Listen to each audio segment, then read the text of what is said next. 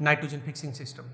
In the nature, the nitrogen fixations occur both naturally as well as artificially. The natural nitrogen fixation involves the formation of the nitrate as well as the ammonium ion. When the nitrogen is going to convert it into the nitrate, this particular process occurs either due to the lightning or the photochemical reaction.